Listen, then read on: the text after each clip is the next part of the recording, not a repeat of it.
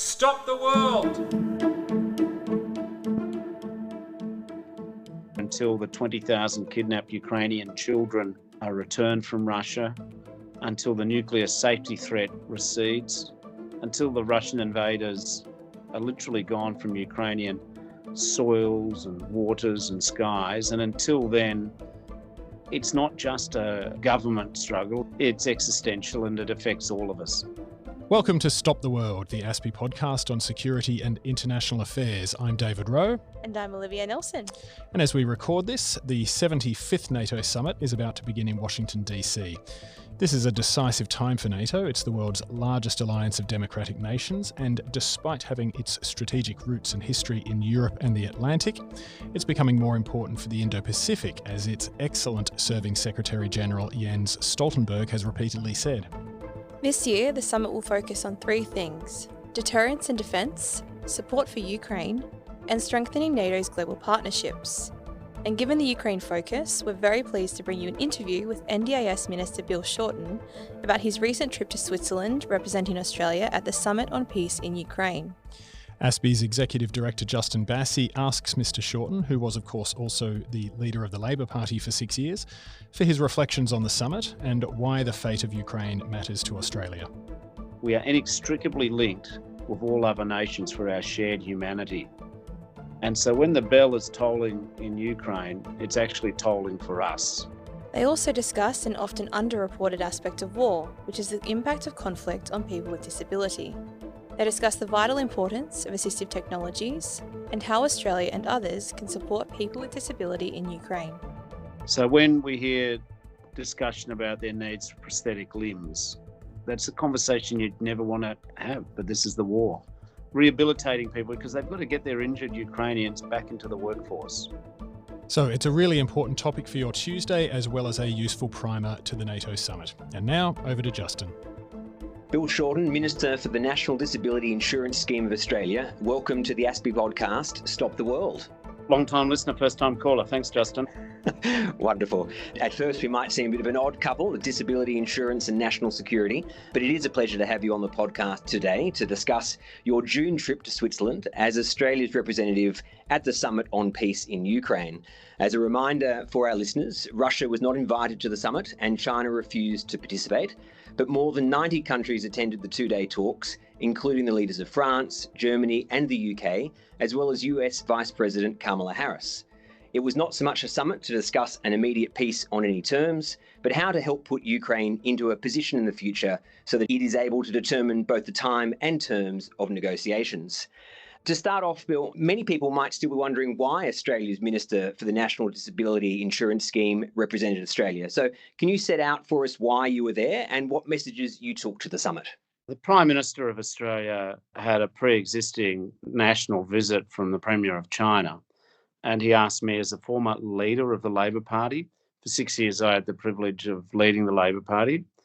He also knows, apart from being a former leader of the party of government in Australia, that the Ukrainian community or Australians of Ukrainian heritage have one of their largest operations in my constituency. And I worked a lot with the then Prime Minister Tony Abbott in 2014 after the atrocious murderous shooting down of MH17. So I follow the issues. I know the community. A lot of countries did have senior ministers present, not just heads of state or foreign ministers, but a range of very important countries, including comparators such as New Zealand, Korea, Singapore. I love my country and I committed to a just peace for Ukraine, and it was great to head the Australian delegation with a very capable cohort of supporting Australian ambassadors and senior.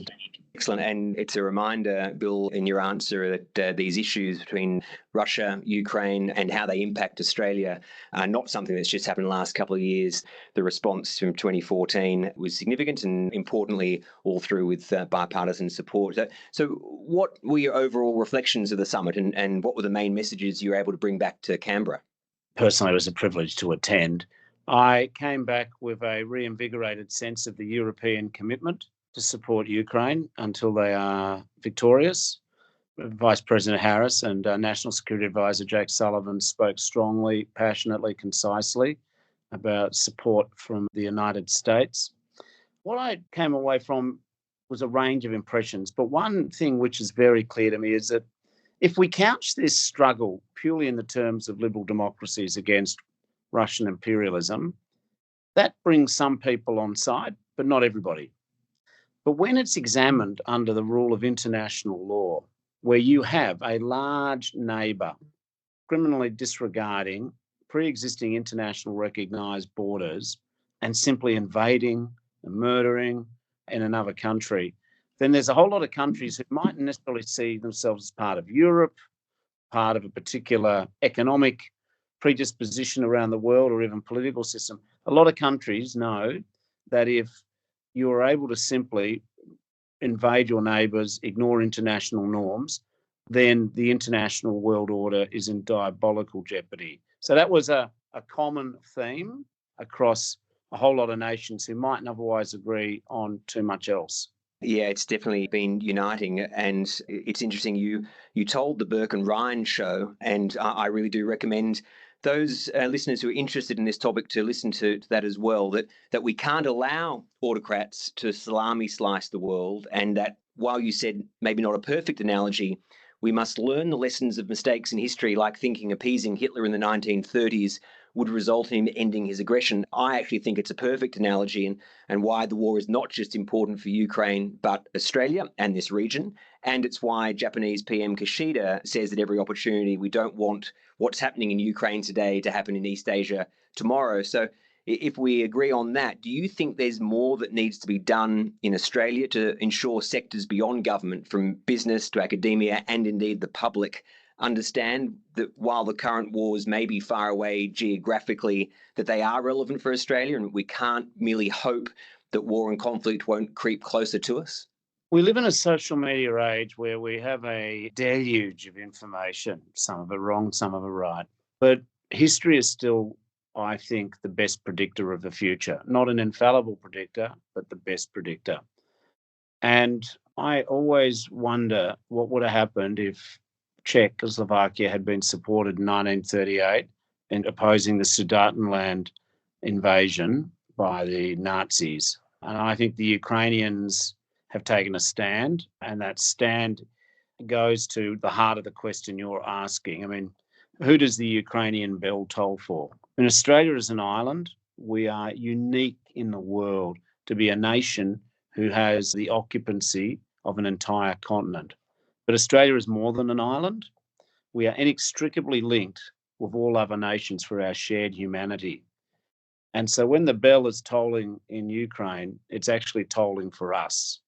Australia must stand with Ukraine until grain ships can move unimpeded through the Black Sea to their customer nations in Africa, until the 20,000 kidnapped Ukrainian children are returned from Russia, until the nuclear safety threat recedes, until the Russian invaders are literally gone from Ukrainian soils and waters and skies. And until then, it's not just a government struggle, it's existential, and it affects all of us.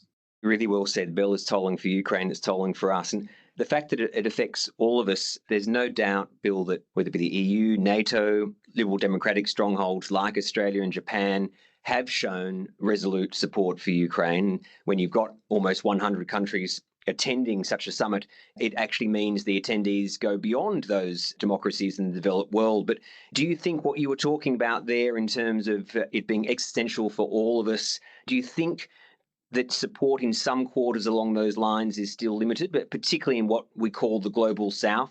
Take us through where you see some of those countries like India, Brazil, Indonesia. I think, and I won't attribute this to a particular nation, but a range of countries in the global south feel that because this is an invasion on the European mainland, it's attracting a degree of response and reaction and solidarity that they don't feel exists when other nations invade other nations in Africa or other parts of the world. So I think there is some skepticism that Europeans and North Americans care about Europeans and North Americans and invoke international rights, but pay less attention to the global south. Having said that, a lot of these countries get that the idea that might is right and that internationally recognised borders can be just consigned to the dustbin of history is not where the world needs to go. So not every country signed up to the communique. A lot of the global south made the point, but everyone understood it too, to be fair, that you can't have peace talks without Russia. But I think what the summit did do is it provided momentum and solidarity for Ukraine. And I think the issues that it prioritised discussion of, whilst they're not the whole totality of a peace agreement, which feels a long way away, the idea that we should keep Zaporizhzhia and other nuclear facilities safe and demilitarised, that's a sensible thing to talk about. The idea that we want to have unimpeded navigation for food from Ukraine to go to client countries in Africa, that's a pretty sensible and reasonable thing to talk about. The idea that 20,000 kids who've been stolen from Ukraine and are now beginning to appear on Russian adoption sites need to be returned is again something that people of goodwill, no matter where you are, would support. The idea that the Geneva Convention should be respected in that not only should Russian prisoners in Ukraine be able to be visited by third parties, but Ukrainian prisoners in Russia should be able to be visited by third parties is again the basis for at least discussion. And I was impressed also by the calibre of European leadership. I guess times pick people, but some of the Eastern European leaders, considering the extent of the threat and the tension, were incredibly impressive and articulate. That's really well said. And I think that's where some countries are looking at the US and some of the more major powers in Europe, and then the likes of Australia and Japan to see if we're going to hold on over a long period of time to ensure that they can be rusted on. So the longer we provide our support, the more trust that a whole lot of other countries will gain. It's also interesting you were talking about in terms of so many other aspects other than just, of course, the gruesome, harrowing nature of the conflict day by day. You talk about food security and individuals. Prior to the Peace Summit, just prior to that, you also attended the UN's 17th session of the Conference of States Parties to the Convention on the Rights of Persons with Disabilities in New York. One impact of the war in Ukraine that doesn't currently receive much attention, but I know you are all over, is an increase in the demand for assistive technology products to help people with cognitive communication, hearing, mobility, self-care, or vision issues. And it was of interest, but didn't get much attention, but exceedingly important that the World Health Organization, with support from At-Scale Global Partnership for Assistive Technology and the Ukraine Humanitarian Fund, launched the At-10 project to try and increase supplies of this supportive equipment. And it was the first time that provision of assistive technology had been integrated into an emergency response by the WHO. So could you talk to our listeners, help our listeners understand what this is all about, the importance of assistive technology, and how initiatives like this could be scaled up to other crisis responses, including in conflict settings? Well, it was one of the saddest conversations I've had in politics was when I met a deputy minister from Ukraine on the sidelines at the United Nations Conference of State Parties talking about the rights of people with disability. Australia is a really good country on disability. Like, I know we've got our challenges. I really understand that. But we invest more in helping Australians with disability to be included than just about any country on the planet. So they were telling me some of their needs. And this war is a dreadful toll, obviously, on Ukrainian men and women. And a generation of Ukrainians are suffering pretty traumatic injuries. The number of people who self-reported disability in Ukraine, I understand, before the war was about 2.7 million. Now it's over 3 million. Now, some of that could just be road accidents. Also, to be honest, I suspect disability had been underreported in Ukraine in the past, but there's an increase. So when we hear discussion about their needs for prosthetic limbs, that's a conversation you'd never want to have, but this is the war. Rehabilitating people, because they've got to get their injured Ukrainians back into the workforce. So they're interested in how we rehabilitate people, how we run our disability employment programs, how we can train up psychs and OTs and speech pathologists. So it was a really productive, interesting discussion, and we're going to have more discussions going forward. And Minister Wong had already actually made a donation on behalf of Australia to a UN disability fund. But I think there's something there that we can do to help Ukraine recover, as well as, I mean, they've obviously, our $880 million worth of military assistance is very appreciated, and I'm sure that's not the end of that. But I think this assistance to help Ukrainians recover from what is a terrible experience, I think that's something Australian know-how can help in training, skills, pathways. It's clear that even though the war is unlikely to end anytime soon, it's crucial that we start to think about how we can support Ukraine in its recovery. It is vital that we understand that these issues don't end even when there is a negotiated settlement or cessation of fighting. And when you think about people left behind, the increase the number of people with disabilities, those impacts can be absolutely far worse in these conflict settings. There are existing mechanisms, as you say. The EU has announced that it will have a Ukraine facility that will support such recovery in the next few years. The US has announced a reconstruction support package at last month's Ukraine Recovery Conference. And Japan's involved in a 10-year Japan-Ukraine support and cooperation accord. So there are countries, along with Australia, who are really looking at this. What do you think we do need to be looking at and thinking about when it comes to post-war recovery efforts here and supporting Ukraine? Well, there's a lot of people thinking about it, no doubt, across the government. But the two observations I have based on my time in both financial services portfolios and a range of other things is we've got a deep and liquid funds management market in Australia. It's not about grant funding, but there may be opportunities for our fund managers in a just and fair peace for Ukraine, helping invest in rebuilding of infrastructure, but also in that immediate area we're just talking about. We're good at helping people in Australia. We have a care economy which is quite sophisticated.